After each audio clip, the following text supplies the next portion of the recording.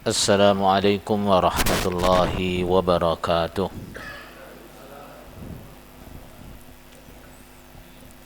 Innal hamdalillah nahmaduhu wa nasta'inuhu wa nastaghfiruh wa na'udzu billahi min shururi anfusina wa sayyiati a'malina. من يهده الله فلا مضل له ومن يضلل فلا هادي له أشهد أن لا إله إلا الله وحده لا شريك له وأشهد أن محمدا عبده ورسوله صلى الله عليه وسلم وعلى آله وأصحابه ومن تبعهم بإحسان إلى يوم الدين أما بعد. Ikhwani a'azzani Allah wa iyyakum. Alhamdulillah, Allah senantiasa melimpahkan nikmatnya kepada kita semuanya, nikmat-nikmat yang tidak mungkin kita hitung karena saking banyaknya dan tidak bisa kita nilai berapa harganya. Di antara semua nikmat-nikmat yang Allah berikan kepada kita,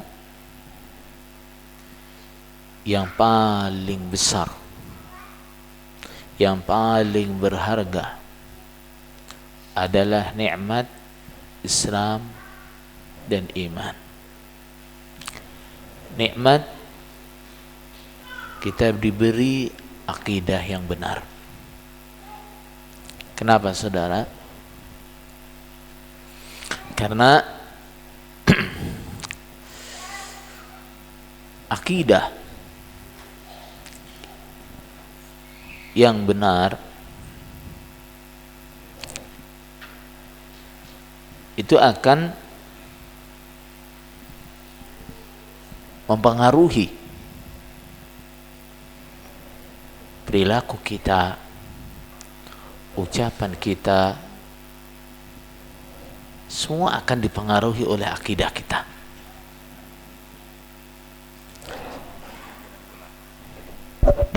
Gini.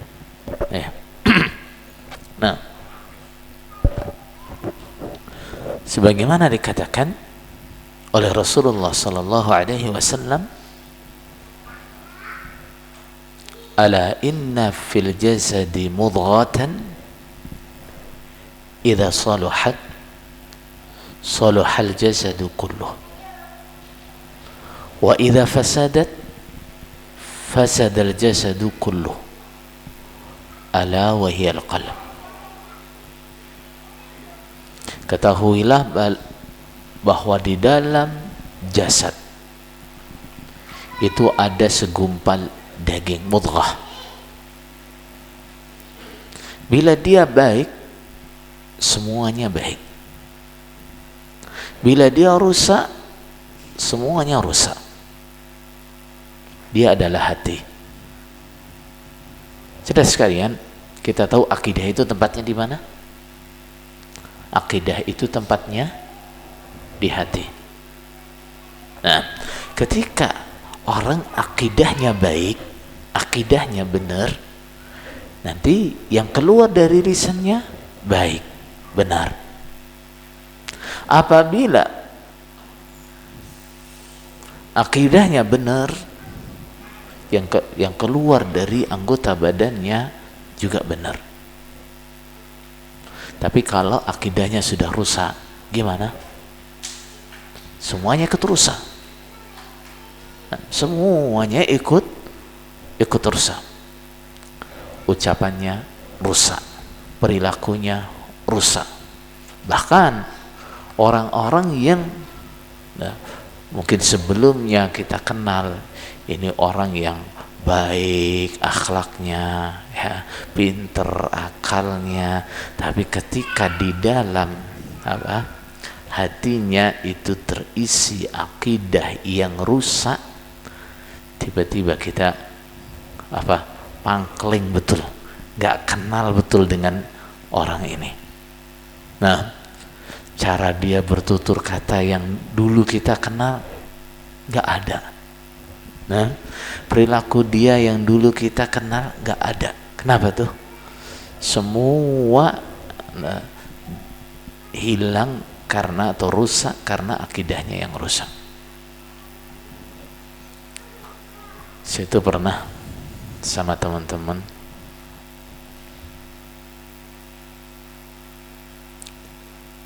mampir sholat di masjidnya Jokam. Masjidnya Jokam. Bapak-bapak ngerti ya kalau saya ngomong Jokam, ngerti nggak? Nah, insya Allah di sini katanya lebih banyak yang mantan Jokam. Nanti saya banyak bicara seperti Jokam, bapak-bapak kalau nggak paham bisa tanya mereka ya.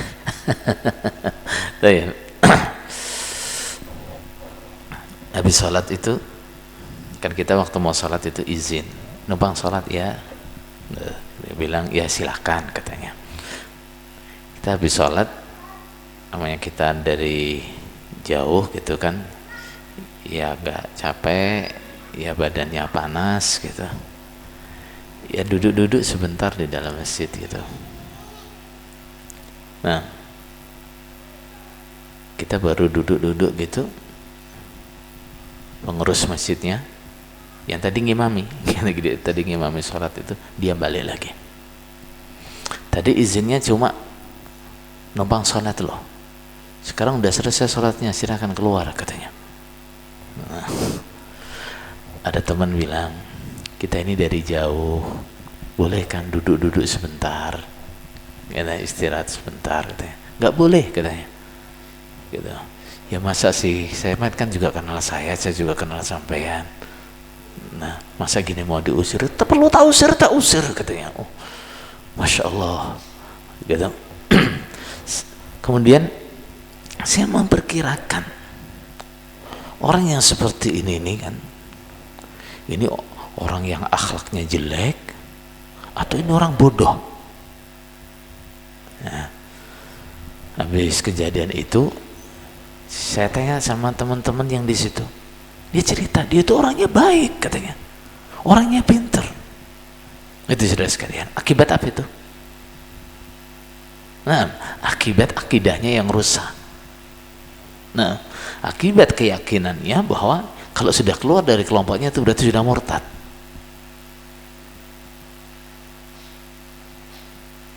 Ini akidah kalau rusak, maka akhlaknya rusak, omongannya rusak, perbuatannya rusak, semuanya rusak.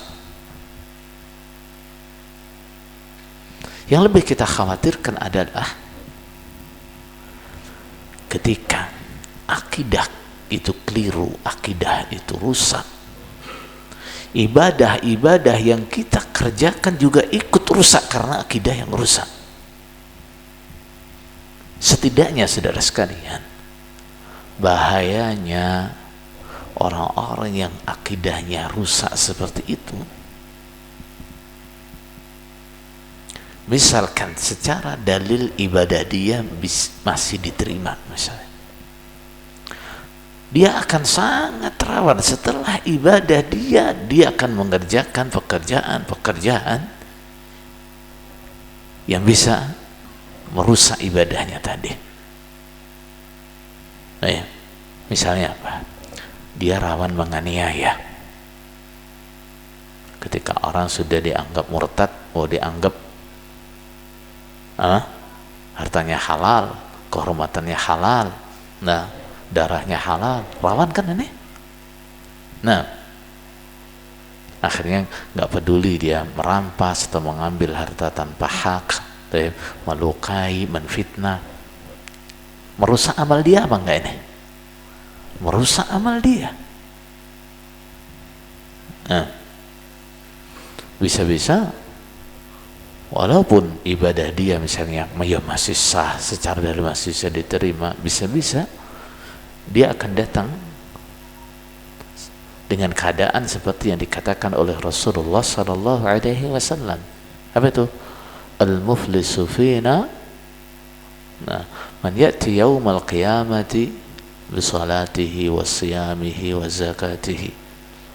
Orang yang bangkrut, nah, dari kalangan umatku dia adalah orang yang besok di hari kiamat dia datang dengan pahala salatnya, pahala puasanya, pahala zakatnya, banyak amal soleh dia kerjakan. Tapi wa ya'ti qad syatama hadza. Nah, dia juga datang pernah mencaci maki si fulan.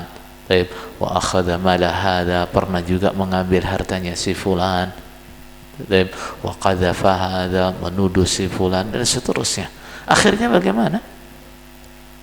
Pahala yang banyak dari amal solehnya oleh Allah diberikan kepada orang-orang yang pernah dianiayanya waktu di dunia. Baik, bahkan sampai kebaikannya sudah habis, dia masih punya tanggungan banyak penganiayaan, dosanya orang-orang yang dianiaya ditanggungkan juga kepada dia. Maka saudara sekalian, dari sini kita bisa katakan bahwa nikmat yang paling besar adalah apa? Nikmat akidah yang benar. Nah, saudara sekalian, setiap orang pasti menginginkan yang terbaik untuk dirinya. Setiap orang selagi hatinya masih hidup, dia ingin selalu meningkat terus. Nah, ini dalam urusan apa saja. Kita di sini nggak bicara masalah dunia. Kita fokus bicara kita masalah dalam kita beragama. Dalam beragama, namanya orang iman, apalagi yang himmahnya adalah himmah aliyah, nah, dia selalu berharap dalam dia beribadah, beragama itu terus meningkat, terus nggak stuck begitu atau bahkan menurun, nggak, ya nggak. Nah, secara misalnya masalah ilmu, kita ingin selalu tambah ilmunya, tambah wawasannya. Dalam tata cara beribadah kita ingin apa? Nah, ibadah kita semakin baik dan seterusnya. Nah, tapi saudara sekalian, terkadang ketika orang menghendaki peningkatan untuk dirinya atau perbaikan untuk dirinya, ya, yang jadi penghalang utamanya biasanya apa? Takut. Nah, biasanya takut. Misal, yang sudah tahu posisi dia salah. Misal dia dalam kelompok Islam Jamaah misalnya, dia sudah tahu dia dalam posisi yang salah. Dia tahu dia berada di tempat yang salah. Ketika dia ingin meningkat, lepas dari apa? Komunitas yang salah atau kepahaman yang salah, kelompok yang salah, biasanya yang paling menjadi kendala apa? Takut, ya enggak? Takut. Nah, begitu juga yang apa namanya, nggak ada kaitan dengan kelompok-kelompok yang sesat misalnya, biasanya dia ya ya nggak ada ikatan. Tapi begitu dia ingin lebih lebih concern dan lebih fokus kepada ibadah-ibadah yang sesuai dengan sunnah, biasanya rasa takut juga menjadi kendala utama juga. Ini sehingga kadang bertahun-tahun orang itu ingin datang ke kajian yang sesuai dengan sunnah, ingin campur dengan komunitas-komunitas yang ahli sunnah gitu. Ya cuma angen-angen karena takut, karena takut dan nggak siap nanti dikucilkan oleh masyarakatnya, nggak kuat nanti misalnya diganggu usahanya atau apanya, nggak kuat, akhirnya terus diem saja nih, nggak ada gerakan. Nah, maka saudara sekalian, ketika kita mengalami kondisi seperti itu, artinya masih sering dihantui ketakutan ketika kita ingin maju, apa nih yang harus kita lakukan? Nah, sebagian orang tuh kadang takut itu sampai berlebihan. Pernah ada teman dari Jukam, nah dia dari Jawa Tengah datang ke Lampung ke tempat saya.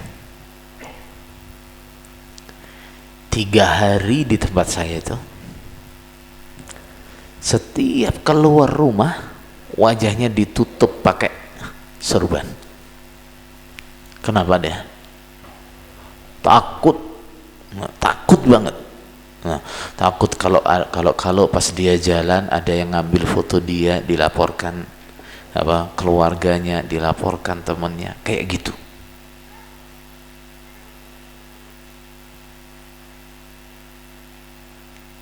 Barangkali ada di antara kita yang juga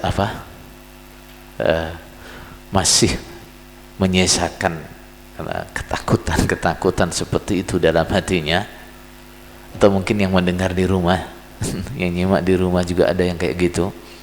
Nah, kadang-kadang dengar ada pengajian seperti ini ya pengen datang sih, tapi takut gitu ya. Ya alhamdulillah masih berani ngintip-ngintip dari rumah gitu, alhamdulillah ya. Apa yang harus kita lakukan supaya kita bisa memerangi rasa takut seperti ini? Itu supaya rasa takut seperti ini nggak jadi penghalang. Nah, memang takut dengan bahaya yang nyata gitu ya, dengan ancaman yang nyata seperti itu memang nggak syirik ya, nggak syirik. Tapi kalau itu sampai menjadi penghalang kita untuk mengerjakan kewajiban, itu jadi haram. Ya, haramnya karena apa? Takut kita sampai membuat kita meninggalkan kewajiban. Atau takut kita sampai membuat kita mengerjakan maksiat.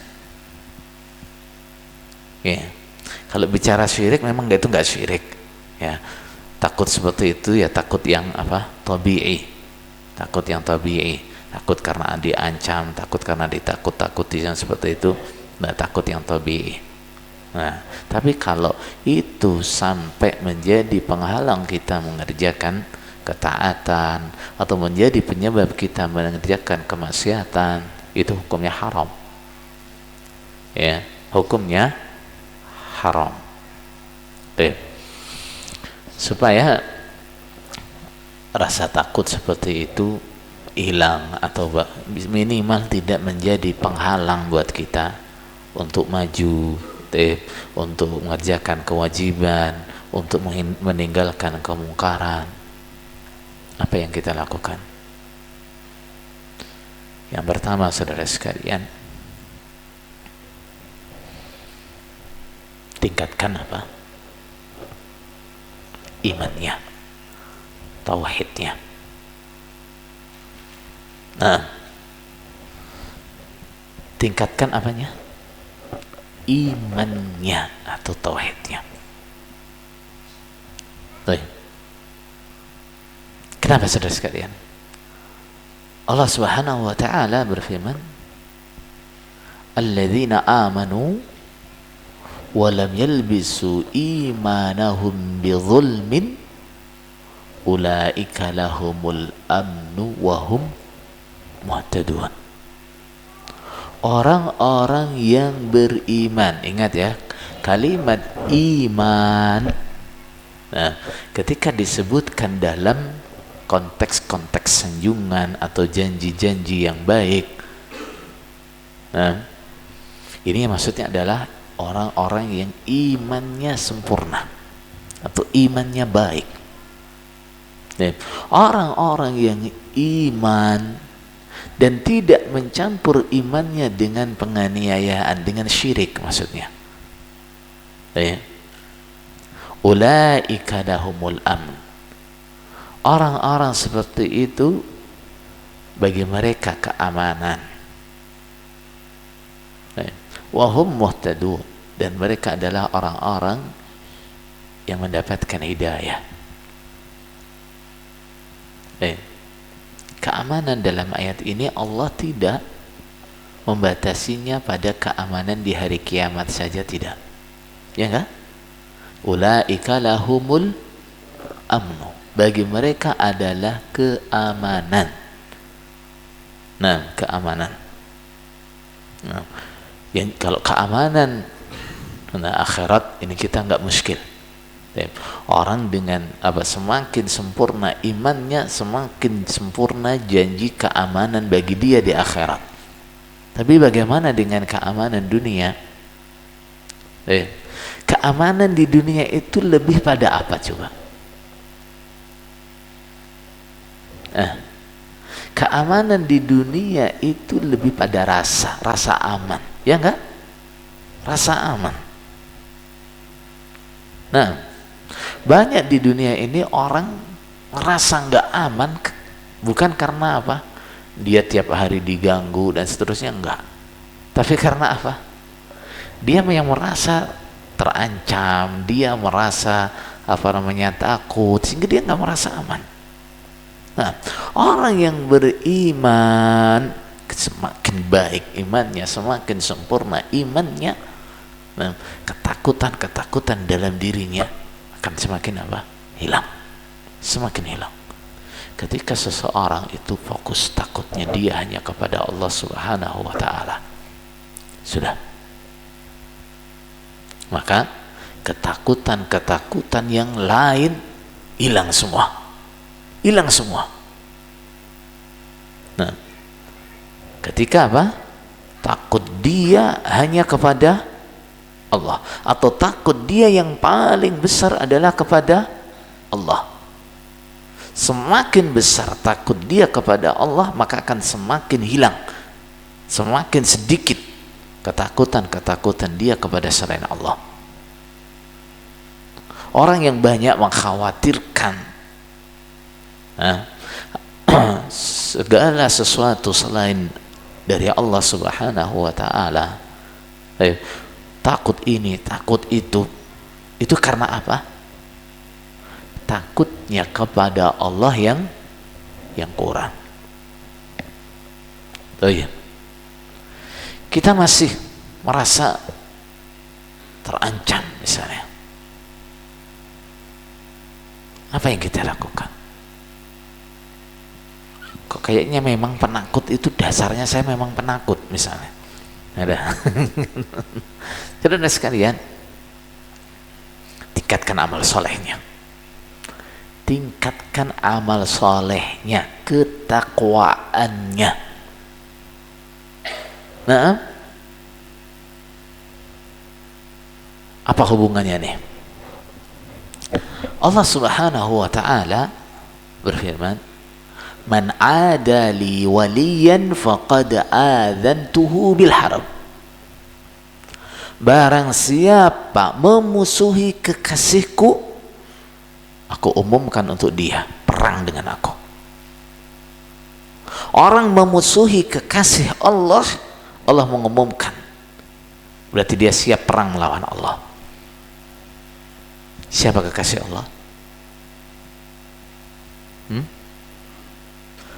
Alladzina amanu wa kanu yattaqun. Orang-orang yang beriman dan bertakwa. Semakin kuat iman dia, semakin baik iman dia, semakin kuat ketakwaan dia, maka semakin Allah menjadikan dia sebagai kekasihnya.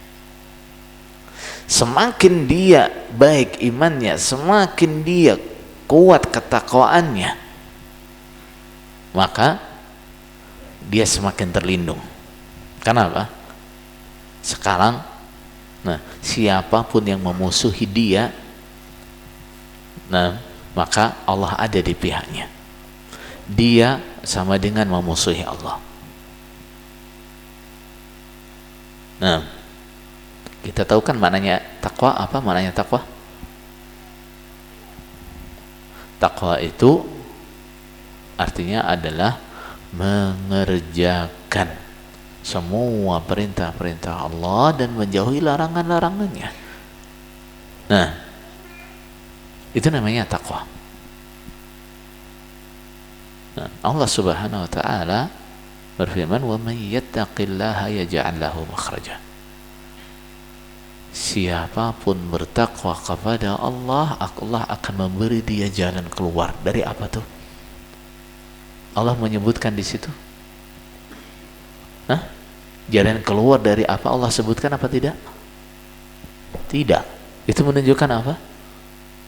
Semuanya. Masalah apapun, kesulitan apapun, termasuk gangguannya orang yang mengganggu.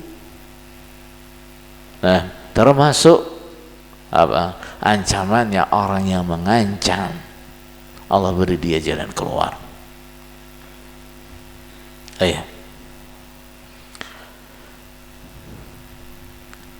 Kadang-kadang asalnya nggak takut, ya biasa aja. Karena apa? Mungkin waktu itu belum ada reaksi dari lingkungan.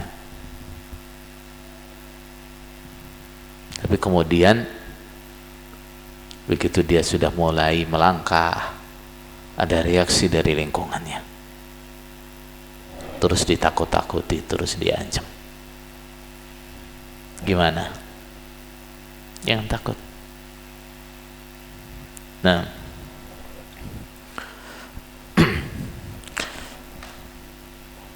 Teror atau ancaman yang datang ketika kita berusaha untuk baik, berusaha untuk meningkat, itu adalah syaitan yang menugaskan kekasihnya, yang menugaskan pasukannya untuk menakut-nakuti kita. Innama dzalikumus syaitanu yukhawwifu awliya'ah. Itu adalah syaitan yang menugaskan kekasihnya, pasukannya untuk menakut-nakuti. Apa sih ceritanya itu? Ayat ini kan turun berkaitan dengan perang atau Ghazwah Hamra'ul Asad. Perang Hamra'ul Asad ini adalah peperangan yang terjadi satu hari setelah perang Uhud. Nah, waktu itu Rasulullah sallallahu alaihi wasallam mendengar rencana orang-orang Quraisy untuk kembali ke Madinah, menyerang Madinah. Kenapa? Mereka sampai Mekah menyesal. Katanya menang, tapi kita tidak menghabisi mereka. Katanya menang, kita nggak ada dapat jarahan, nggak ada dapat apa-apa. Kita belum melakukan apa-apa kita. Nah, akhirnya mereka rencana untuk kembali menyerang Madinah. Mendengar kabar itu, Rasulullah sallallahu alaihi wasallam langsung memerintahkan sahabat-sahabatnya yang masih sangat capek, banyak yang terluka, dan banyak yang berduka. Rasulullah perintahkan, besok kita berangkat. Bukan besok, hari ini. Saat itu juga Rasulullah ngajak berangkat. Nah, kita berangkat. Nah, dan Rasulullah mengatakan yang boleh ikut berangkat hanya orang-orang yang kemarin ikut perang. Yang kemarin gak ikut perang gak boleh ikut. Kenapa? Rasulullah gak mau ada orang munafik yang juga ikut berangkat, karena itu apa, ngerecoki, itu pasti ngerecoki. Yang kemarin gak ikut gak boleh ikut.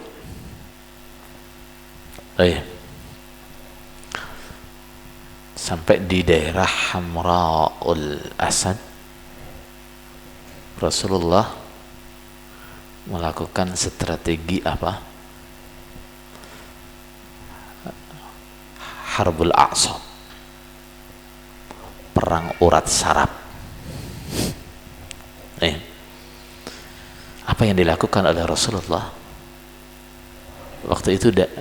Kebetulan ada namanya Ma'bad bin Abi Ma'bad.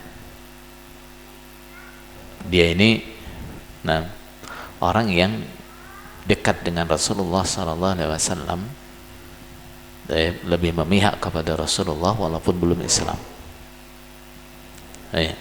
Dia memberikan informasi kepada Rasulullah tentang pergerakan orang-orang kafir. Maka Rasulullah SAW meminta kepada dia untuk apa?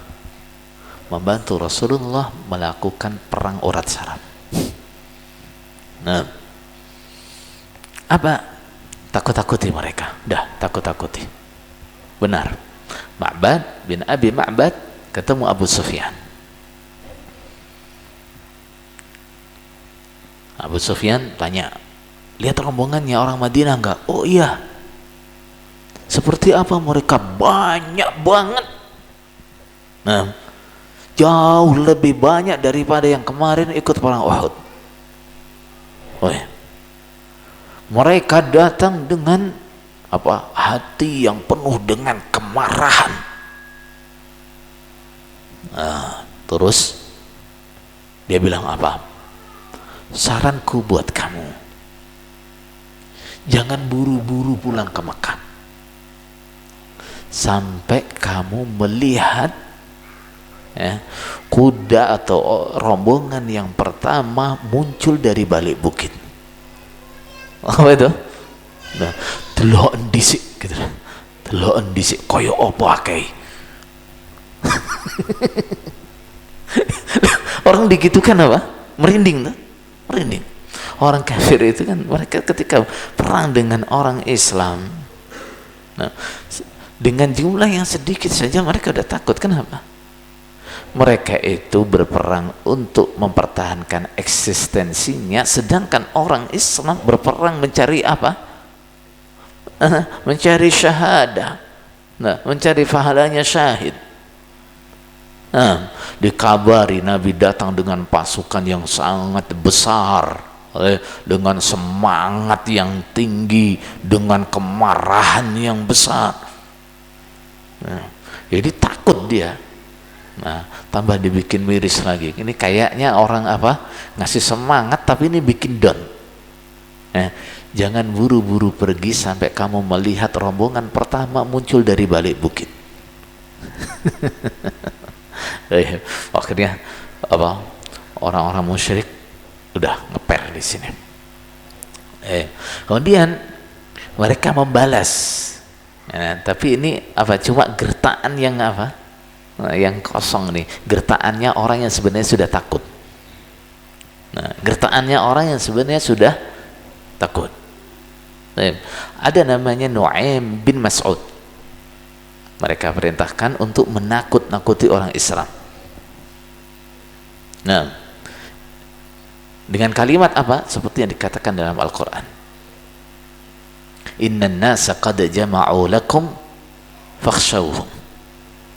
Maksudnya orang-orang Quraisy, mereka sudah mengumpulkan pasukan yang banyak untuk memerangi kalian. Takutlah kalian kepada mereka, tapi nggak berhasil.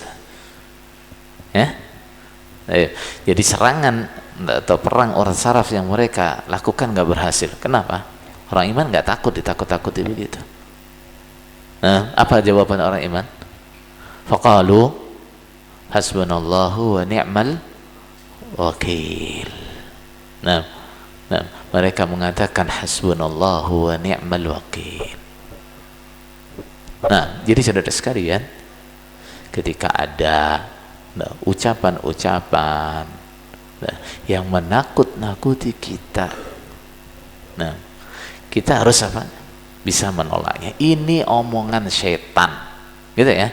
Ini upadayanya setan. Paham tuh? Biasanya ditakut-takutin apa sih? Ditakut-takuti apa? Nanti kalau kamu keluar dia black, gitu misalnya. Omongannya setan.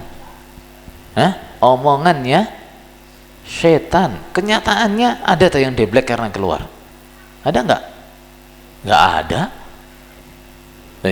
Apalagi? Ditakut-takuti nanti kamu diboikot. Apalagi? Dikucilkan dan seterusnya. Apa bahayanya diboikot mereka? Gak ada bahayanya kan?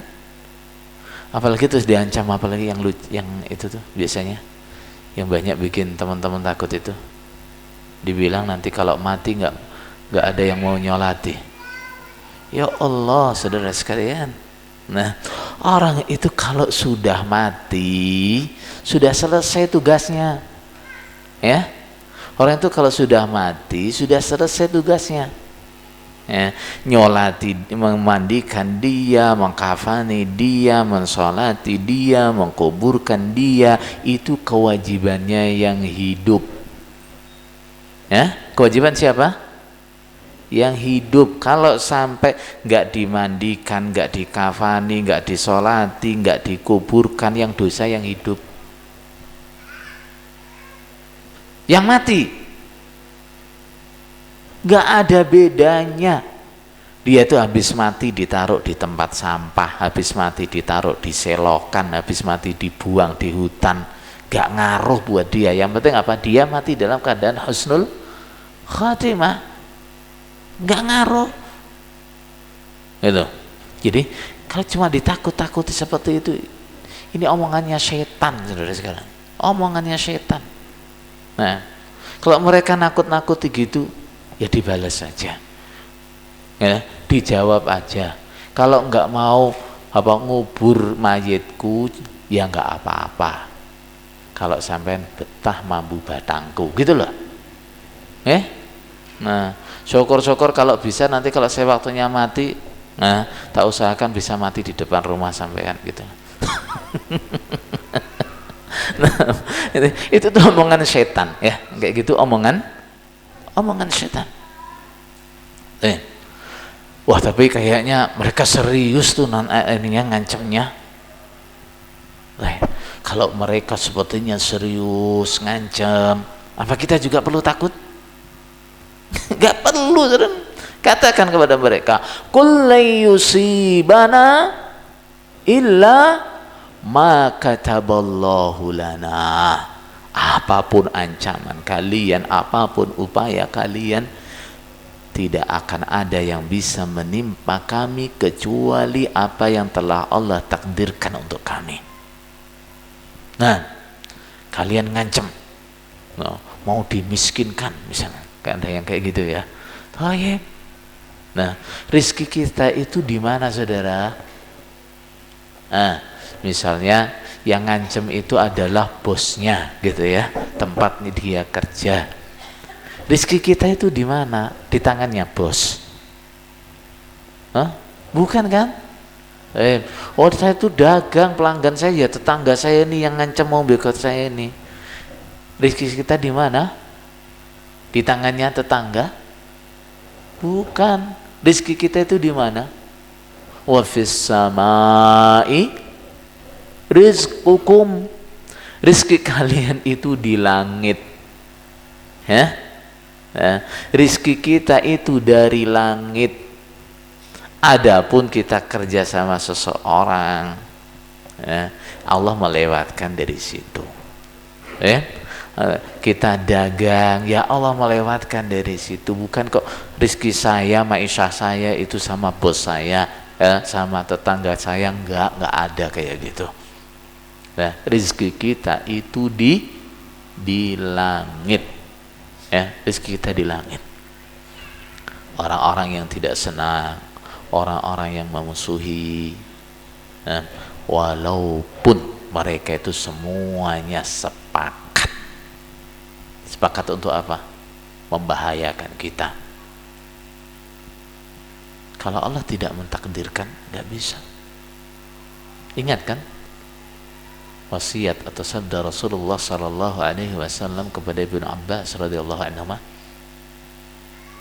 gimana?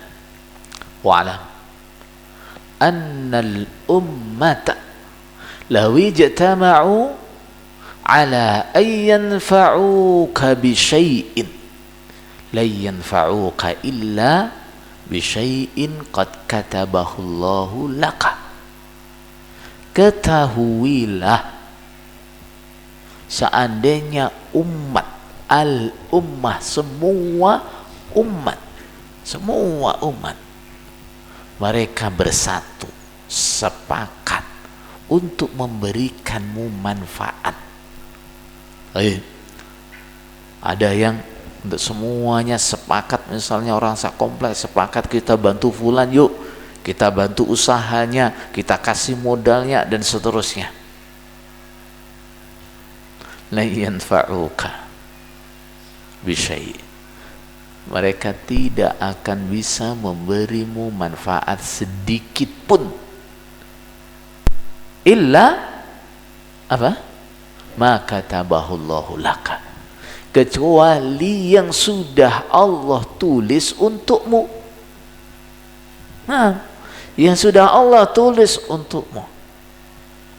Walau ijtama'u ala an yadurruka bi syai'in, sebaliknya mereka sepakat untuk membahayakan kamu dalam sesuatu, merugikanmu dengan sesuatu.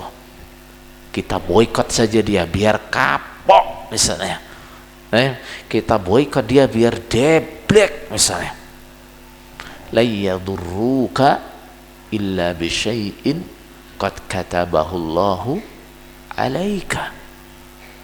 Mereka tidak akan bisa membahayakanmu, merugikanmu kecuali dengan sesuatu yang Allah telah tulis untukmu.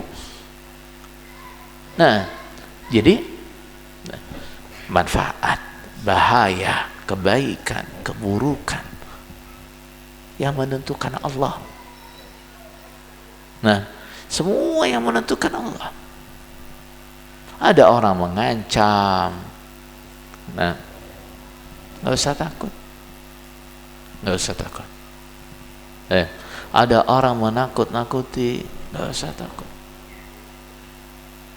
Nah, sebesar apapun ancaman mereka, atau bahkan yang ngancam ini orang yang kuat, misalnya orang yang secara perhitungan dia bisa melakukan ancamannya, nggak usah takut, nggak usah takut.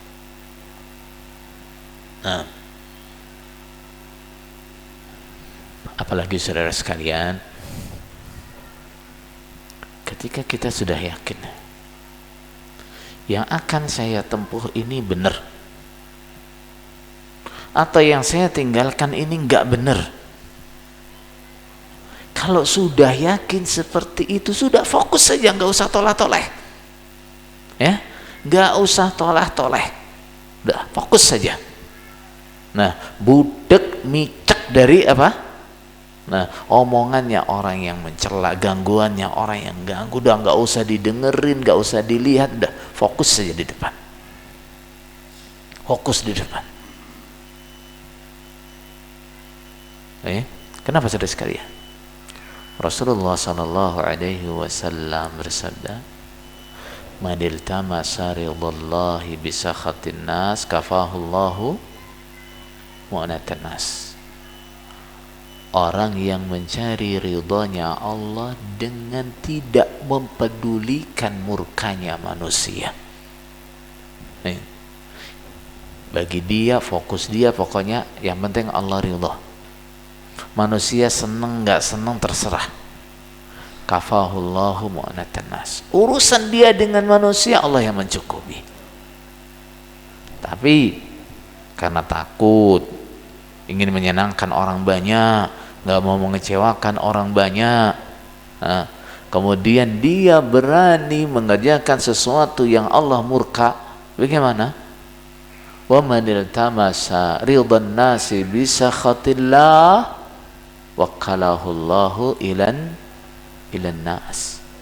Nah, barang siapa yang mencari ridhanya manusia dengan murkanya Allah, Allah serahkan dia kepada manusia, Allah nggak bantu dia. Sudah waktunya adzan ya? Tapi silakan adzan dulu. Bismillahirrahmanirrahim.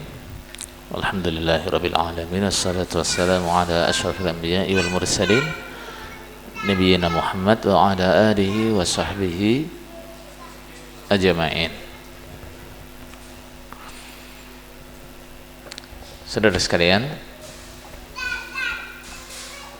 kita lanjutkan pembahasan tadi. Untuk mengurangi rasa takut, ya, atau perasaan terasing, terutama bagi teman-teman yang baru keluar dari Jukam ini, ya, untuk mengurangi rasa takut, perasaan terasing, selain apa yang kita sebutkan tadi, ada sebab secara yang zahir yang bisa kita lakukan. Apa itu? Nah, segera temukan komunitas, kajian-kajian, nah, yang sefrekuensi dengan kita, gitu ya. Nah, apalagi saudara-saudara yang tinggal di perkotaan, untuk saat sekarang ini, untuk menemukan tempat-tempat kajian sunnah itu sangat mudah, sangat mudah. Nah, apalagi yang tempatnya di perkotaan itu sangat mudah. Kenapa? Nah, dakwah sunnah itu, nah, sekarang ini bisa dikatakan, nah, lagi pesat-pesatnya perkembangannya. Nah, penerimaan masyarakat terhadap dakwah sunnah itu bisa dikatakan sekarang ini sedang tinggi-tingginya. Nah, kenapa? Karena Salah satu faktornya adalah informasi yang sangat mudah didapat di zaman sekarang. Orang-orang yang biasanya mendengar dakwah sunnah dari pembenci, ya, yang mereka dapatkan apa, fitnah-fitnah, ya, keburukan-keburukan, ya, dengan mudahnya orang mendapatkan informasi, orang-orang banyak apa, mulai mendengar sendiri, apalagi banyak ustadz-ustadz yang di situ kajian-kajiannya itu disiarkan di medsos, di YouTube, di mana saja. Nah, akhirnya di sini orang mendengar sendiri dakwah sunnah itu kayak apa, ya. Nah, yang diajarkan di sana itu kayak apa? Nah, yang dulu mereka dengarnya, oh di sana itu orang gampang ngapirin, di sana itu orangnya ekstrim, apalagi yang lebih ngeri lagi, wah itu mah grupnya teroris dan seterusnya. Nah, sekarang orang banyak mendengar sendiri apa yang diajarkan. Nah, sesuatu ajaran itu kalau benar, nah, apa adanya seperti yang diajarkan oleh Rasulullah sallallahu alaihi wasallam, itu saudara sekalian, satu, dia akan lebih cepat, lebih mudah untuk dipahami. Ini kenapa tuh dikatakan inna alal haqqi lanuran, kebenaran itu ada cahayanya. Nah, dalam Al-Quran disebut nurun ada nur, cahaya di atas cahaya.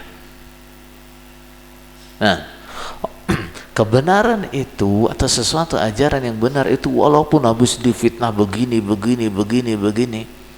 nah, begitu orang dengar sendiri, ini loh yang tak sampaikan, ini loh yang tak ajarkan, oh jelas kok, enggak apa, nah, enggak sulit untuk dicerna.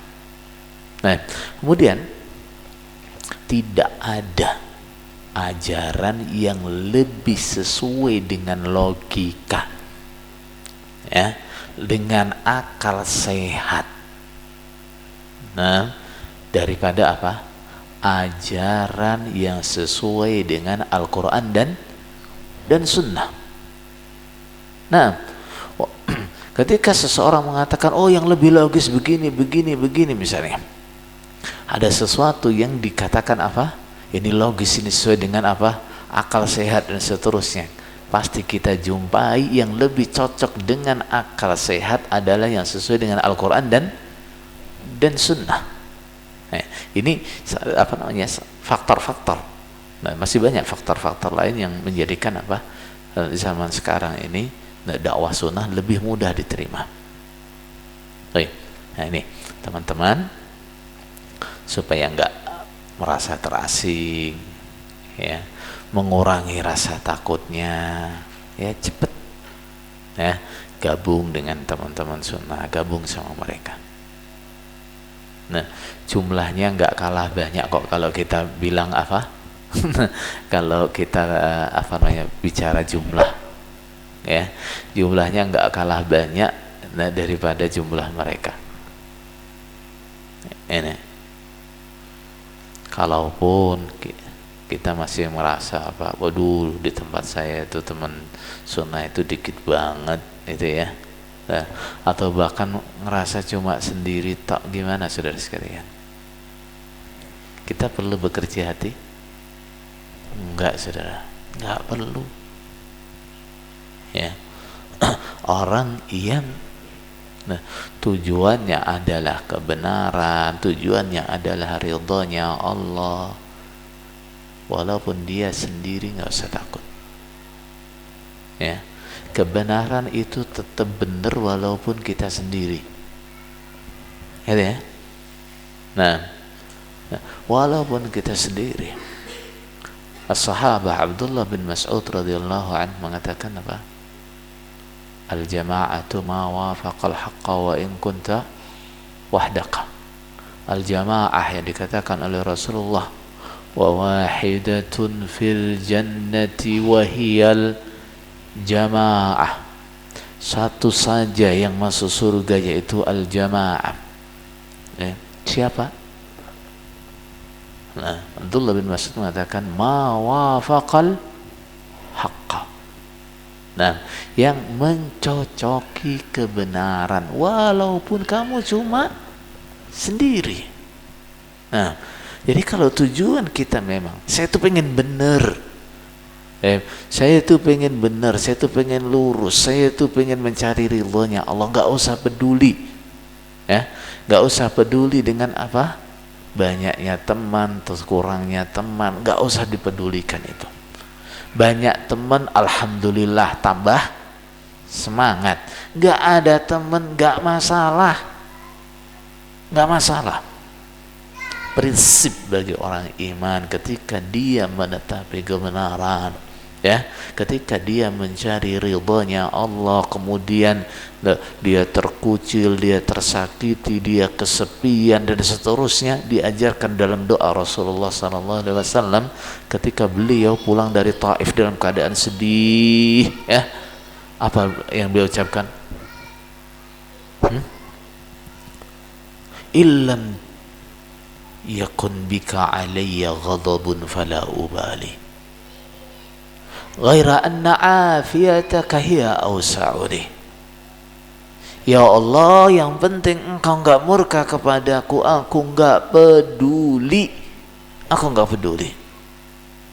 Nah, yang penting Allah enggak murka, aku enggak peduli. Sana memusuhi, sana enggak suka, yang penting Allah senang. Ghaira anna afiyataka ya azsa'uli. Nah, hanya saja afiyahmu, keselamatan yang engkau berikan itu lebih melonggarkan saya. Nah, artinya tuh, ini jadi prinsip kita nih, jadi ukuran prinsip kita. Kalau ada temennya, banyak temennya, alhamdulillah, banyak temennya jadi tambah semangat. Tapi kok harus sendiri, ya nggak masalah. Sendiri sekarang. Coba. Tadi mungkin ada yang ngerasa aneh dengan ucapannya Abdullah bin Mas'ud. Al-jama'ah ma wafaqal haqqa wa in kunta wahdak. Nah, walaupun kamu sendiri, kalau kamu benar kamu tuh jamaah. Kok aneh ya? Namanya jamaah itu maknanya apa? Sekelompok orang gitu ya. Nah, sendiri kok dikatakan al-jamaah itu gimana? Saudara sekalian, sendirinya kita ketika kita benar itu hanya sendiri di waktu itu, sendiri di tempat itu. Nah, di tempat lain yang semisal kita ada, di depan kita yang sudah mendahului kita, rombongan siapa? Rombongan Rasulullah sallallahu alaihi wasallam dan sahabat-sahabatnya. Di belakang kan kita mungkin rombongan itu juga masih sangat banyak, tapi jalannya ya sama dengan jalan yang kita lewati ini. Nah, makanya walaupun kok kebetulan ini pas di waktu kita cuma sendiri, di tempat kita cuma sendiri. Nah, sebenarnya kita ini berada di jalan yang sama dengan siapa? Al-jamaah yang dimaksud oleh Rasulullah sallallahu alaihi wasallam. Jadi kok ngerasa sendiri, jangan takut, nggak usah takut. Nah, walaupun sendiri yang penting benar, sudah itu saja. Nah, jadi untuk mengurangi rasa takut, cari teman, cari teman-teman sunnah, cari kajian-kajian sunnah, gitu ya. Nggak ketemu ya, alhamdulillah sekarang ini walaupun kita itu sendiri, mungkin di dekat tempat kita nggak ada kajian sunnah misalnya, masya Allah ustadz-ustadz kita itu, nah kita bisa simak kajian mereka di medsos banyak, banyak. Ada Ustadz yang paling disenangi siapa?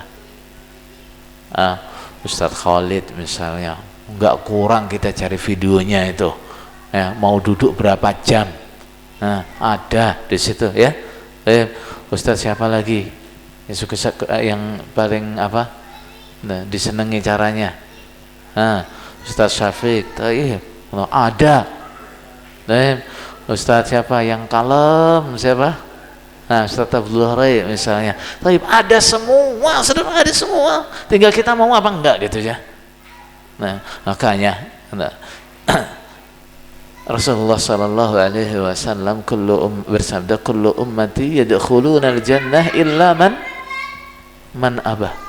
Semua umatku bisa masuk surga kecuali yang enggak mau. Nah, zaman sekarang orang bilang enggak bisa ngaji. Ya. Orang nggak bisa belajar, bukan nggak bisa itu, tapi apa? Nggak mau. Kenapa? Jauh dari tempat kajian, di medsos ada, ya nggak? Nah, nggak bisa dengan mudah diakses, bisa. Kok masih bilang nggak mau? Waktunya nggak cocok, kita bisa cari pengajian di tempat lain. Ya, nggak ada yang cocok. Kalau waktu dia live nggak cocok dengan saya, loh itu nanti juga nggak dihapus habis live lah. Nah, jadi tinggal kita mau atau tidak, mau atau tidak. Nah, kemudian saudara sekalian, ilmu itu sangat penting ya, untuk memerangi rasa takut tadi, itu sangat penting. Nah, orang yang ilmunya kurang gampang ditakut-takuti, ya enggak? Kenapa bisa sampai ketakutan? Kalau kamu keluar nanti dari kiamat nggak dapat penyaksiannya Bapak Imam, kenapa? Kenapa takut? Kenapa bisa takut? Karena nggak ngerti, nggak punya ilmu. Ya, di hari kiamat itu saksi kita dari manusia itu siapa toh? Di hari kiamat itu manusia yang menjadi saksi kita itu siapa toh? Nabi Muhammad sallallahu alaihi wasallam. Gitu loh. Mana dalilnya? Litakunu syuhada'a 'alan nas wa yakuna ar-rasulu 'alaikum syahida. Nah, besok kalian di hari kiamat akan menjadi saksi umat-umat sebelum kalian. Kemudian Rasul sallallahu alaihi wasallam yang akan menjadi saksi kalian. Tapi Rasulullah kan nggak kenal kita, gimana Rasulullah menjadi saksi kita?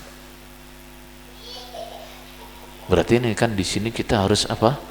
Ada yang memperkenalkan kita dengan Rasulullah, gitu kan doktrinnya gitu ya. Nanti kiai kelompok akan membantu kita untuk dikenal kiai desanya. Kiai desanya yang bantu kita biar dikenal kiai daerahnya nanti yang akan bantu kita biar dikenal oleh kiai pusatnya. Nanti kiai pusatnya yang bantu kita untuk biar dikenal oleh Rasulullah gitu. Ya saudara sekalian, nggak kayak gitu ya, nggak kayak gitu. Rasulullah itu kita itu nggak ketemu Rasulullah sallallahu alaihi wasallam hari kiamat, Rasulullah pasti kenal dengan umatnya. Nah, dengan apa Rasulullah mengenal umatnya? Inna ummati yu'tauna gurran yaumal qiyamati gurran muhajjalina min atharil wudu. Umat Nabi Muhammad besok di hari kiamat punya ciri khusus. Ini umatnya Nabi Muhammad. Apa tuh? Wajahnya bersinar, tangannya bersinar, kakinya bersinar. Karena apa? Karena bekasnya wudu. Nah, karena bekasnya wudu, bukan karena ikatan kita dengan apa tadi? Kayak kelompok, kayak desa, kayak daerah. Lah, nggak ada itu, saudara. Nah, tapi kalau orang nggak punya ilmu ditakut-takuti kan gitu, takut nanti saksimu besok di hari kiamat siapa? Nah, jadi kalau ada manusia yang menjadi saksi kita itu adalah Rasulullah Sallallahu Alaihi Wasallam. Selebihnya siapa yang menjadi saksi kita? Anggota badan kita sendiri. Nah, yauma tashhadu alaihim alsinatuhum. Nah, gimana? Yauma tashhadu alaihim alsinatuhum wa arjuluhum, yauma tashhadu alaihim alsinatuhum wa aydihim wa arjuluhum bima kanu ya'malun. Nah, mungkin kayaknya ayatnya agak salah. Pada hari itu, nah, yang menjadi saksi mereka adalah apa? Lisan mereka, kaki mereka, tangan mereka, kulit mereka. Bahkan sampai mereka tuh protes dengan apa? Kulitnya. Wa qalu li juludihim lima syahidtum alaina. Wahai kulitku, kenapa kamu malah menjadi saksi yang memberatkan? Diri kita sendiri, anggota badan kita sendiri akan jadi saksi. Nah, tanah, bumi, nah, yang menjadi kita, tempat kita beramal itu yang akan jadi saksi. Gimana? Idza zulzilatil ardu zilzalaha wa akhrajatil ardu athqalaha wa qala al insanu ma laha yawma idzin tuhadditsu akhbaraha. Nah, hari itu bumi akan menceritakan semua kabar yang terjadi di atas bumi. Nah, hari apa? Si fulan pernah berbuat di sini, berbuat begini di sini, berbuat begini di sini. Itu yang akan jadi saksi kita. Orang-orang yang mereka katakan itu akan jadi saksi yang menentukan kita bisa masuk surga atau enggak. Memang dia itu mesti masuk surga. Ya. Kalau orang mau masuk surga ngandalkan penyaksian dia, kalau dia menyaksikan baik kamu masuk surga, kalau dia nggak menyaksikan baik kamu nggak masuk surga. Emang dia mesti masuk surga? Gitu ya. Nah, terus kalau dia nanti misalnya dia nggak masuk surga, terus dia di neraka, sampean mau masuk surga butuh penyaksian dia, gimana mau cari dia di neraka gitu? Saudara sekalian, nah, ilmunya saudara sekalian, ilmu belajar, ya belajar. Nah, semua doktrin yang salah itu ya, yang sesat itu. Nah, kalaupun dia menggunakan ayat Quran atau hadis-hadis sahih, bisa dipastikan tuh apa? Pengertiannya yang disalahkan, ya, tafsirnya yang ngawur, pasti ngawur. Nah, apalagi kalau saudara yang mantan jukam tuh ya, doktrinnya itu bahkan ya hadis dhaif, hadis palsu yang apa seperti mereka doktrinkan tuh bahkan nggak ada. Nah, apalagi sampai ayat Quran atau hadis sahih yang menunjukkan doktrin mereka itu nggak ada. Nah, ini. Tapi karena kebodohan, akhirnya apa? Kita mudah ditakut-takuti. Nah, makanya obatnya adalah apa? Ilmu. Nah, obatnya adalah ilmu. Emang saudara sekalian, nggak ada penyakit yang lebih mematikan daripada kebodohan. Nah, makanya Ibnul Qayyim rahimahullah taala dalam apa nuniyahnya dia mengatakan al-jahlu da'un qatilun wa shifa'uhu amrani fit tarkibi muttafiqani. Nah, kebodohan itu adalah penyakit yang membunuh. Nah, wa shifa'uhu amran. Obatnya adalah dua perkara. Nah, fit tarkibi siyani, yang kedudukannya sama. Nah, dua perkara yang kedudukannya sama. Apa itu?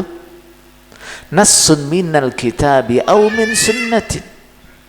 Nas dari Al-Quran dan sunnah. Wa tabibu dzalika alimun rabbani.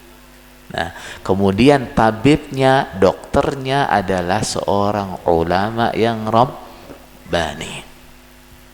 Nah, ini masalah saudara-saudara sebelumnya ini. Ya memang sudah apa? Nah, yang dikaji ya Quran, ya, yang dikaji ya hadis, bahkan khatam kutubus sittah, ya. Tapi masalahnya apa tuh? Nah, masalahnya kita itu ibarat orang sakit, ya, minta resep kepada siapa? Dokter gadungan. Itu masalahnya. Ada minta resep kepada dokter gadungan. Nah, sehingga Al-Quran yang seharusnya jadi obat, sunnah yang seharusnya jadi obat, nah, tapi karena apa? Penafsirannya salah, jadi apa? Alat doktrin, ya enggak? Penafsiran yang disimpangkan jadi apa? Jadi alat doktrin. Nah, makanya kalau mau meluruskannya gimana? Datang kepada ahlinya, datang kepada ulama. Fas'alu ahla dzikri in kuntum la ta'lamun. Tanyakan kepada ulama kalau nggak ngerti, ya, apakah benar ayat ini artinya begini? Misalnya ada ayat gimana? Yauma yauma nad'u kulla unasin bi imamihim. Nah, besok di hari kiamat setiap orang dipanggil bersama dengan imamnya. Yo, yang nggak punya imam nanti di hari kiamat mau datang sama siapa? Tanyakan kepada ulama nih. Nah, apa benar sih artinya ayat itu begitu? Nah, ada hadis. Apa? Nah, misalnya yang biasanya jadi senjata utama adalah asar yang diriwayatkan dari Umar bin Khattab radhiyallahu an. La islama illa bi jama'ah wa la jama'ata illa bi imarah wa la imarata illa bi ta'ah. Orang kalau enggak jamaah Islamnya enggak sah. Kalau enggak punya imam enggak punya imam Islamnya enggak sah, enggak biat Islamnya enggak sah. Coba tanyakan kepada ulama, bener enggak sih artinya kayak gitu? Gitu ya. Ya kenapa? Nah, benar, Al-Quran dan Sunnah itu ada ibaratnya obat buat hati kita. Tapi namanya obat itu harus diresepkan oleh siapa? Oleh yang ngerti, oleh dokternya. Nah, nanti kalau dokternya yang ngasih resep, nah bener nanti. Ya, tapi kalau nggak tanya ke dokternya, nah pokoknya pusing dikasih apa? Budrek, pokoknya pusing budrek. Nah, kenapa? Nah, ngerti ini pusing ya obatnya budrek. Enggak ngerti ini pusingnya kenapa nih? Ya enggak? Orang pusing sebabnya macam-macam tuh. Nah, penyebabnya macam-macam. Enggak semuanya obatnya budrek. Enggak.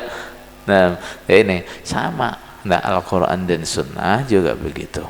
Ini adalah obat kebodohan, obat keraguan, obat apalagi hawa nafsu, semuanya obatnya adalah Al-Quran dan Sunnah. Tapi ya, memahaminya, menerapkannya yang paling ngerti adalah para ulama. Dari situlah kenapa Allah menegaskan, kalau nggak ngerti tanyakan kepada ulama, gitu ya. Jadi supaya mungkin ya sudah lepas gitu, kadang-kadang ya apa ancaman-ancaman yang dari sana yang dulu ditakut-takutkan begini kadang-kadang masih ada yang apa kepikiran kayak gitu. Salah satu cara membersihkannya adalah dengan ilmu. Dengan apa? Dengan ilmu. Dengan ilmu syubhat-syubhat itu akan hilang. Ketakutan-ketakutan yang tidak semestinya akan hilang. Kemudian kita bisa menempatkan takut kita di tempat yang sebenarnya. Nah, makanya Allah berfirman, innama yakhshallaha min ibadihil ulama. Khasyah itu apa? Nah, khasyah itu enggak sembarang apa? Takut. Ya, khasyah itu adalah takut yang didasari ilmu terhadap apa yang dia takuti. Nah, orang takut kepada Allah karena apa? Dia paham dengan keagungan Allah. Dia paham dengan kehebatannya Allah. Nah, dia paham dengan apa? Kemampuan Allah. Dia paham tentang Allah. Makanya dia takut kepada Allah. Nah, orang yang bisa benar-benar takut kepada Allah adalah orang-orang yang berilmu. Nah, kalau takutnya orang-orang yang bodoh, kadang itu hanya apa? Nah, khauf yang tidak pada tempatnya. Khauf itu beda dengan khasyah. Kalau khauf itu pokoknya orang takut itu namanya khauf. Nah, khauf itu makanya kadang-kadang dicela, ya enggak? Makanya fala takhafuhum wa khafuni. Jangan takut sama mereka, takutlah pada Allah. Jadi orang takut kadang-kadang enggak baik takutnya. Tapi kalau khasyah itu mesti benar. Nah, karena apa? Kalau khasyah ini dia takut yang pada tempatnya. Nah, jadi bekali dirinya dengan ilmu, banyak datang ke kajian, ya. Jangan sampai ya begitu keluar dari sana merasa apa? Aku wis capek seminggu sambung ping 3 kat cilik. Mosok saiki cik dikon ngaji maneh. Nah, kan begitu. Cara berpikirnya dibalik. Ya, kalau dulu saya ngaji yang kayak gitu aja bisa semangat, ya, dengerin ceramah yang setiap hari, ya, nasihat saya, ajaan saya semata-mata menyambung memperkuat nasihat ijtihad Bapak Imam, satu-satunya jamaah supaya tetap menetapi, memerlukan, mempersungguh Quran hadis jamaah secara 5 bab karena Allah sampai tutup pol ajal matinya masing-masing sampai kabeh hafal, ya. Kalau dulu kita tiap hari harus begitu aja kita bisa, masa sekarang ya kita sudah tahu jelas nih, ya, ngaji itu kayak gini, ya. Nah, akidah yang benar tuh kayak gini. Kalau kok malah apa? Malah melempem, malah loyo, jangan sampai gitu, ya. Jangan sampai, justru nah, apa namanya? Kesemangatan yang ada itu kita pindahkan. Ini dulu semangat di tempat yang salah, sekarang semangat di tempat yang benar, begitu. Nah, justru setelah kita tahu ini yang benar begini, ya, harusnya lebih semangat, gitu, ya, lebih semangat. Dulu di sana kalau di ajak bela semangat, persenan nggak mau kurang 1 peser pun nggak berani. Yang sampai setelah hijrah malah, waduh lah kok diajak infak lagi lah, podo karo ning jaukam. Nah, jangan begitu, saudara, jangan begitu. Nah, jadi makanya kita keluar itu kan bukan karena nggak mau infak, toh, nggak, toh. Nah, kita keluar bukan karena nggak mau ngaji, toh. Nah, gitu. Kita keluar itu karena kita mau tahu itu nggak benar, gitu, ya. Nah, kita tahu benernya itu begini, makanya kita keluar, gitu. Nah, tapi kalau keluarnya mergo capek karo tariane, engko metu gak gelem infak pisan. Nah, tapi keluar karena capek, nah, mosok tiap seminggu sekali harus datang di pengajiannya, di absen, suruh tanda tangan, aku semua waleh ngono, aku semua ngaji meneh. Nah, ini akibatnya akhirnya, ya. Makanya niatnya memang harus selalu diluruskan terus. Nah, tujuanku keluar tuh apa tuh? Nah, jadi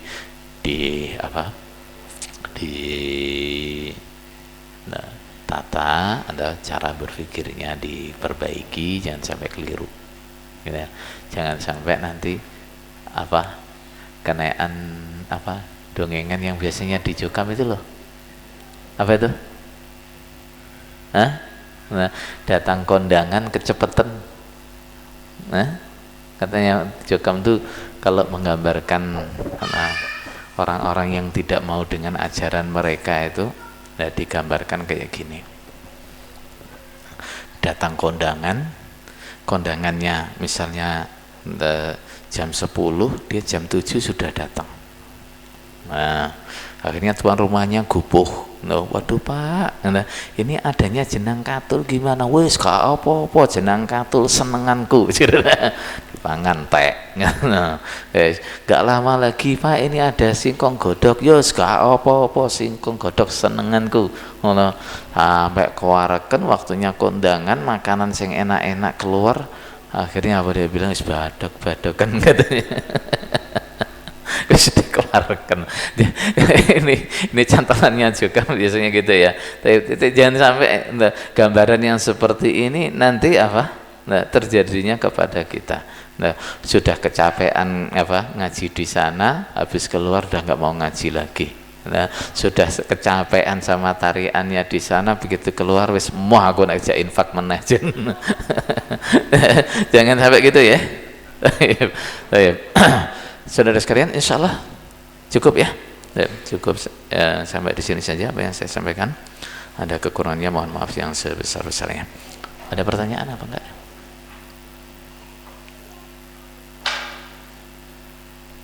Yang mantan Jokam, silakan.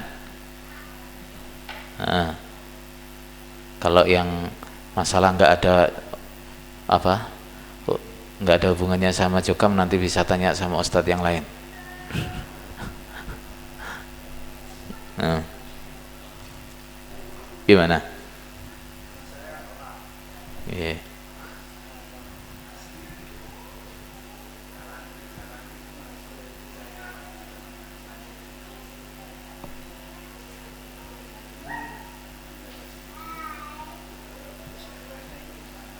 Mana? Berangkat.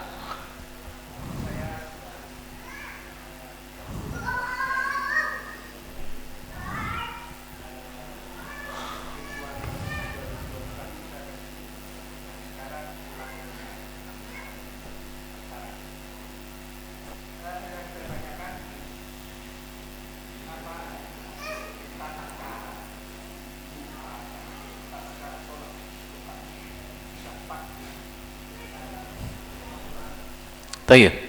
Apakah tata cara sholat yang diajarkan di Jokam itu sudah sesuai dengan sunnah? Nah, ini sudah sekarang. Coba ketahui bahwa di Jokam itu, ya, kalau masalah ibadah, gitu ya, tata cara sholat, ibadah, tradisi-tradisi yang tidak disunahkan, gitu ya.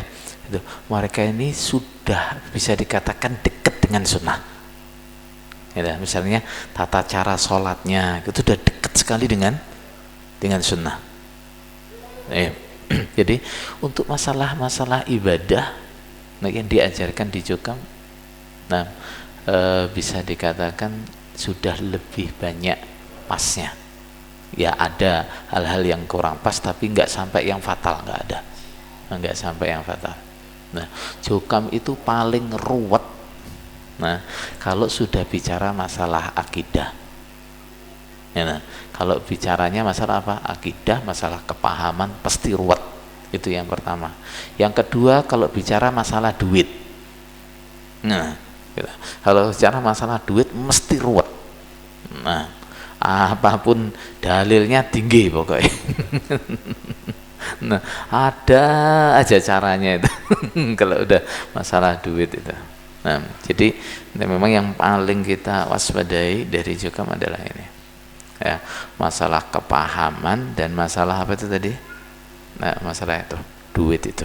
Memang kayaknya firqah yang satu ini memang karena ini Jokam ini memang firqah yang murni dari tanah Jawa ini. Nah, kalau jenengan baca di misalnya Mausu'atul Firqah Jokam ini belum ada. Nah, nah, ya kalau apa prinsip-prinsip akidahnya ya ada sebagian mirip Khawarij, ada sebagian mirip Syiah, ada juga kemiripan dengan Murji'ah, itu ada. Nah, ada gitu. Tapi ini memang kalau ibarat apa virus corona sekarang ini varian baru ini. Varian baru. Nah, nah, dan ini kalau kita lihat atau pola-polanya memang ini tujuan ekonomi. Ya, tujuan ekonomi. Kenapa? Biasanya kalau ada kelompok yang akidahnya takfiri, itu biasanya arahnya apa? Nah, arahnya adalah memberontak kepada pemerintah, apalagi teroris dan seterusnya itu ya. Nah, tapi Jokam tuh nggak ada arah ke situ, nggak ada. Nah, mereka ya nasihatnya apa? Supaya tunduk dan patuh kepada pemerintah yang sah. Nah, berdasarkan Pancasila dan Undang-Undang Dasar 1945. Nah, walaupun di sini yang bingung nih, kenapa? Mereka mengatakan supaya tunduk dan patuh kepada pemerintah yang sah, diakui itu sebagai pemerintah yang sah, gitu ya. Tapi kuwi ya dudu imam, kuwi ya dudu ulil amri gitu loh. Dudu amir gitu. Amir ki sing ngurusi masalah agama. Gitu. Jadi memang yang paling banyak harus kita koreksi adalah apa? Masalah akidah kita ini, masalah akidah kita. Nah, dan di Jokam juga yang perlu kita waspadai adalah semangat mereka untuk tampil beda. Nah, ini yang apa? Ini juga jadi apa? Catatan buat kita nih ya. Nah, jadi di Jokam itu kalau ada sesuatu yang mereka anggap itu sudah apa namanya? Jadi ciri khasnya kelompok lain. Nah, apalagi itu kelompok yang dimusuhi gitu. Nah, ini mereka akan dibuat anti. Misalnya, nah, karena mereka itu paling geding dengan Salafi. Nah, mereka jadi goweding sama jenggot ini. Nah, kalau ada jamaahnya kok jenggotnya dawa ngono dicurigani. Ya alasannya mau jenggot emang sunnah gitu. Sunnah saliyane jenggot ya oke gitu. Nah, kalau perempuan pakai cadar gitu, wah ini dicurigai, ini biasanya dicurigai. Nah, jadi yang seperti ini apa namanya juga jadi catatan buat kita ini, dicoba dipelajari lagi gitu. Makanya ini kayaknya yang mantan juga banyak yang jenggotnya halus gitu. Nah, jangan-jangan ya masih ada sisa gedingnya. Nah, enggak cukup sama sekali. Nah, jadi begitu saudara sekalian ya. Nah, jadi jangan sampai kita membenci sunnah, ya, karena apa? Nah, karena itu menjadi ciri khasnya kelompok yang beda sama kita. Jangan sampai. Ya, kalau seperti itu namanya ta'assub. Ya, itu namanya apa? Ta'assub yang berlebihan. Nggak boleh. Ayo.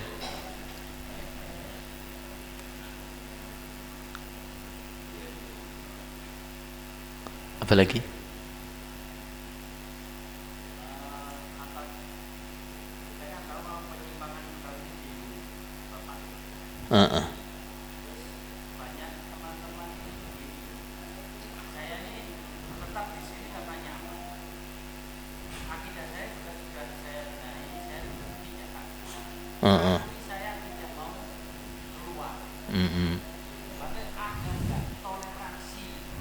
Ya.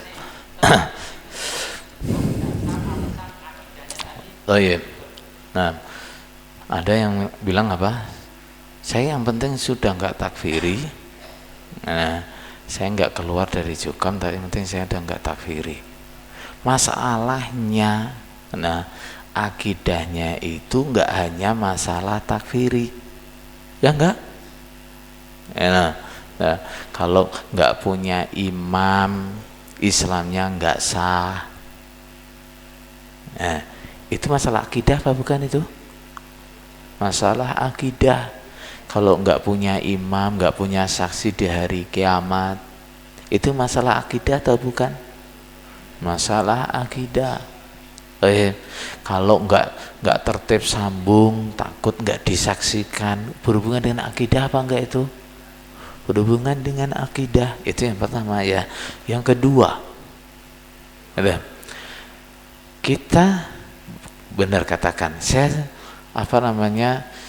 kalau ngaji ya, doktrin-doktrin yang nggak benar itu nggak saya ikuti. Masalah kita sudah tahu, nah ini nggak benar. Di tempat pengajian kita dengarkan mereka mengartikan ayat sakarepe dhewe, ya, mengartikan hadis sakarepe dhewe. Terus kita duduk diem di situ. Dosa enggak? Dosa enggak? Nah, wa idza ra'aita alladhina yakhuduna fi ayatina fa'arid anhum hatta yakhudu fi haditsin ghairi. Kalau engkau melihat orang-orang yang yakhuduna fi ayatina, berbicara enggak benar dalam ayat-ayatku, nah, mencela ayat, nah, termasuk menafsirkan ayat semaunya sendiri, fa'arid anhum, kamu harus berpaling dari mereka, jangan ikut-ikutan duduk di situ, hatta yakhudu fi haditsin ghairi, nah, sampai mereka berbicara masalah yang lain. Nah, jadi saudara sekalian, justru yang harus kita hindari dari Jukam itu apa yang nggak boleh kita hadiri itu? Pengajiannya, pengajiannya. Kalau sholat bareng mereka nggak apa-apa, sholat sama mereka, ya sah-sah saja dengan sholat sama Jukam. Jangan ada yang ngira sholat sama Jukam nggak sah loh ya. Kok balik takfiri mana itu?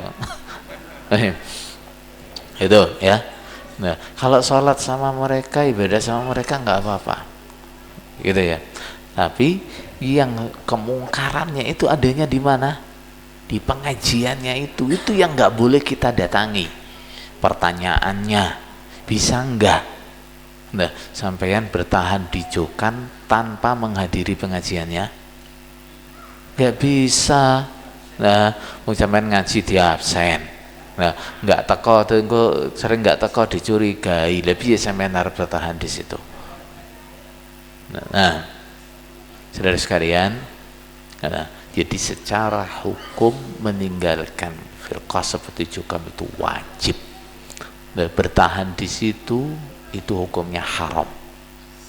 Baik, sesuatu yang wajib tidak boleh kita tinggalkan kecuali karena apa?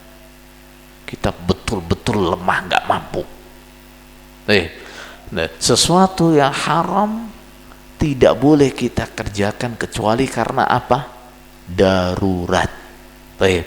Yang merasa ini darurat, coba daruratnya apa? Daruratnya apa? Nah, saya nanti kalau dikucilkan nggak enak. Apa itu darurat? Darurat itu kalau ancamannya itu sampai menimbulkan apa? Kerusakan yang besar. Misalnya sampai terancam nyawanya, misalnya dibakar rumahnya. Nah, ini namanya apa? Darurat. Tapi cuma dikucilkan, apalagi gak disopo, apalagi gak oleh sholat ning masjid. Nah, misalnya itu bukan darurat. Ya, itu bukan darurat, itu khauf yang tadi itu, ya, khauf yang dia tidak boleh menjadi penyebab kita meninggalkan kewajiban atau mengerjakan keharaman. Nah, saya itu di komplek, tempatnya, terus nggak boleh sholat di situ kayak mana gitu. Nah, kalau nggak boleh sholat di situ, ya sholat di masjid yang lain toh. Nah, gitu loh ya. Jenengan itu kalau sudah keluar dari Jukam, saya ketahui adalah, masjid jenengan itu tambah banyak, gitu ya.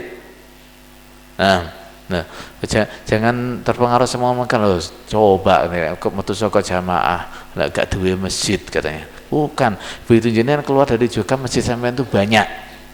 Semua masjid itu masjid sampean. Nah, di masjid manapun jenengan boleh ibadah di situ. Gitu ya. Nah, tapi kalau jenengan mau jawab kok gak oleh sholat di situ, ya bilang aja. Nggak apa-apa, saya nggak sholat di tempat sampean. Syaratnya apa? Sampean jangan manggil saya waktunya sholat.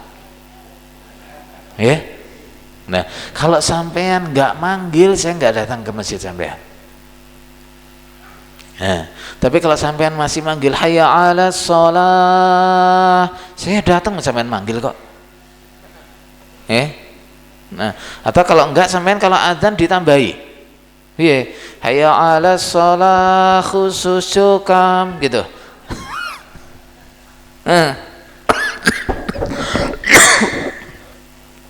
Gitu ya. Jadi kalau bukan karena darurat nggak boleh bertahan di situ, nggak boleh. Nah, atau ada kepentingan yang kita sedang upayakan, misalnya aku tak pengen dakwah dulu, ya dakwah, tapi dakwah tenan. Nah, jangan alasannya dakwah tapi ya meneng rawani muni, ya ku jenenge ra dakwah iku. Nah, ya minimal kalau misalnya saya ini kalau keluar dulu sebelum dakwahi keluarga saya, nanti mah nggak bisa ngomong sama keluarganya, ya udah lakukan itu dulu ya. Keluarganya diajak ngomong, jelas-jelasin sama keluarganya, sudah cukup ya sudah. Jangan mau nggak keluar katanya alasannya saya tak dakwah dulu, tapi sampai bertahun-tahun dia meneng.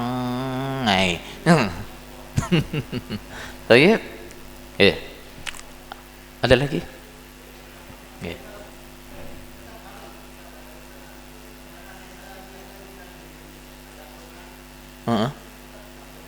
Apa?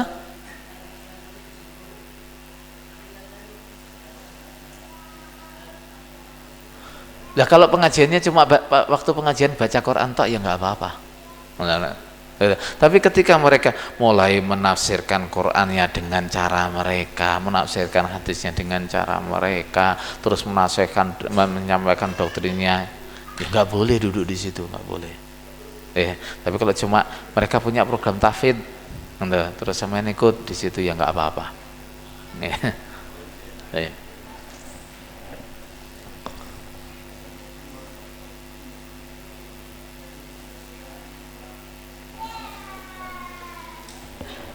Agak keras, Pak.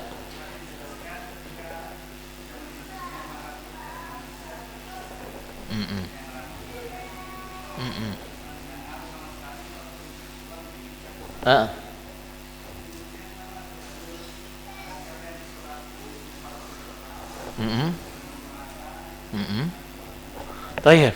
Nah, bagaimana kalau dengan dalil yang orang yang disolati 40 orang atau sekian sof kata ya, itu akan diterima syafaatnya. Apakah dalil itu ada mafhumnya? Artinya kalau yang nyolati kurang dari 40 berarti gak iso mlebu swarga. Ada mafhumnya begitu enggak? Enggak kan?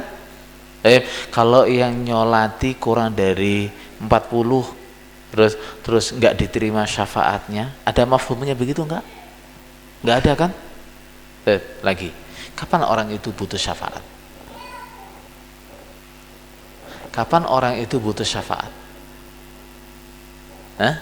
Ketika kebaikan dia lebih sedikit daripada kejelekannya. Di sini dia butuh syafaat. Nah, makanya Rasulullah sallallahu alaihi wasallam, syafaati li ahlil kabairi min ummati. Syafaatku itu untuk pelaku dosa-dosa besar dari umatku. Umatnya Nabi yang enggak melakukan dosa besar enggak butuh syafaatnya Nabi untuk masuk surga, bisa masuk surga tanpa syafaatnya Nabi. Paham ya? Lagi misalnya yang mensolatin jenengan banyak tapi itu akidahnya nggak bener, gimana? Gimana berharap syafaat mereka? Jadi jangan khawatir, jangan khawatir.